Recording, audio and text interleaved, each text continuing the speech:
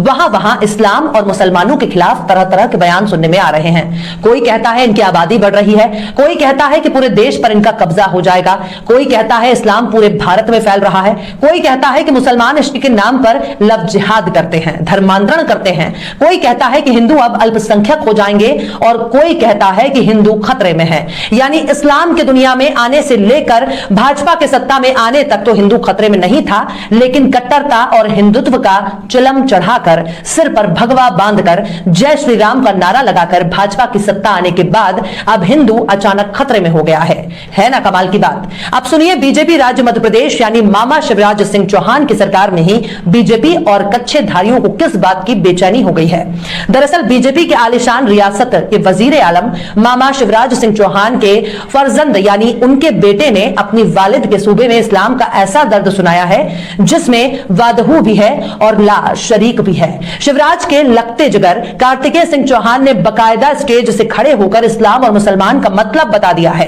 एक कार्यक्रम के संबोधन में कार्तिकेय ने कहा कि इस्लाम का क्या मतलब है। इस्लाम का मतलब है चैन, इस्लाम का मतलब है मोहब्बत। इतना सुनने के बाद तो मोहन भागवत ने शायद अपना सर पटक लिया होगा, लेकिन जरा ठहरिए, कार्तिकेय ने और भी बातें कही हैं। कार्तिकेय कहते हैं जो मजहब अमन, चैन, मोहब्बत और इंसानियत सिखाता है मैं उस मजहब को सलाम करता हूं। यानी बीजेपी के बड़े ओहदेदार नेता बेटा इस्लाम की शान में कसीदे पढ़ रहा है। शायद इस बात को सुनकर न जाने कितनों की निक्कर उतर गई होगी। बीजेपी भी कोस रही होगी कि आखिर इस कमबख्त ने ये क्या बोल दिया। चलो कार्तिकेय अगर यहीं तक रुक जाते तो बात निपट जाती है, लेकिन इसके आगे कार्तिकेय ने बीजेपी की मिट्टी पलीत करने की तैयारी कर डाली।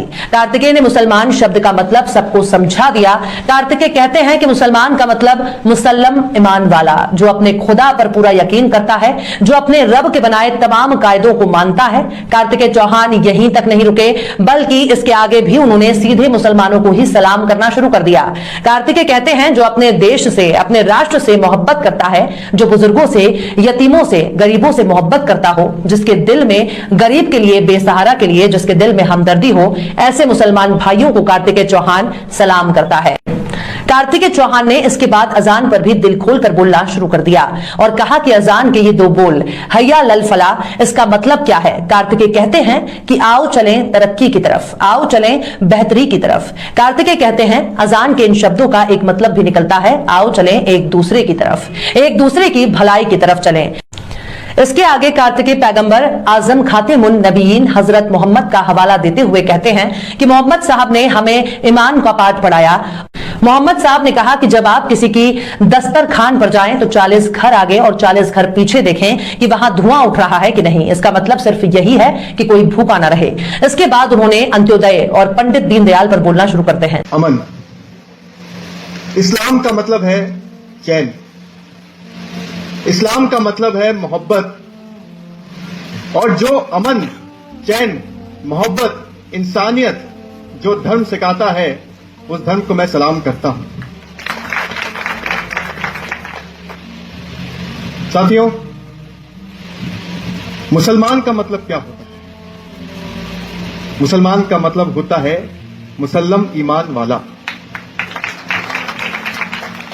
जो अपने खुदा पर पूरा यकीन करता है, जो अपने खुदा के बनाए हुए सभी नियमों को मानता है, जो अपने राष्ट्र से, अपने देश से मोहब्बत करता है, जो बुजुर्गों से, यतीमों से, गरीबों से मोहब्बत करता है, जिसके दिल में गरीब के लिए, बेसहारा लोगों के लिए जिसके दिल में हमदर्दी हो, ऐसे मुसलमान भाइयों को कार्तिकेय चौहान सलाम करता है। आजान के ये बोल हैया लल्लल फलाह, इसका अर्थ क्या है कि आओ सब चले तरक्की की तरफ, आओ सब चले बेहतरी की तरफ। इसका दूसरा अर्थ भी है और वो ये है कि आओ हम सब एक दूसरे की तरक्की की तरफ, एक दूसरे की भलाई की तरफ चले। मोहम्मद साहब ने हमें ईमान का पाठ पढ़ाया। मोहम्मद साहब कहते थे कि जब आप किसी दूसरे के दस्तरखान में जाएं तो 40 घर पीछे देखें और 40 घर आगे देखें, ये देखें कि धुआं उठ रहा है कि नहीं, और इसका मकसद ये है कि कोई भी भूखा ना रहने पाए। ये मोहम्मद साहब। और इसी दिशा में हमारे पंडित दीनदयाल उपाध्याय जी ने भी यही सीख दी है। उन्होंने अंत्योदय की बात करी।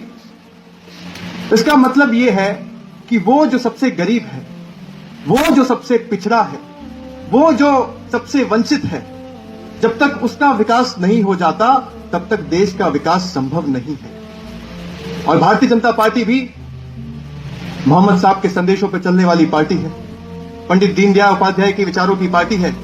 इसलिए हम कहते हैं कि सबका साथ और सबका विकास। लेकिन कार्तिकेय का ये पुराना वीडियो ऐसे वक्त में वायरल हो रहा है जब मध्य प्रदेश के ही कई इलाकों में धर्म और पहचान के आधार पर कई लोगों को टारगेट किया गया। इस्लाम, मुसलमान और पैगंबर को लेकर कार्तिकेय की समझ वाकई लाजवाब है, जिसे बीजेपी और संघ परिवार को सुनना चाहिए। मन में नफरत की गुबार किसी को भी चैन से जीने नहीं देगी। इससे बेहतर है कि राजनेता और सियासी पार्टियां केवल देश में अमन चैन कायम करने पर गौर करें, लेकिन ऐसा तभी होगा जब नेताओं की मंशा अमन चैन कायम करने की हो।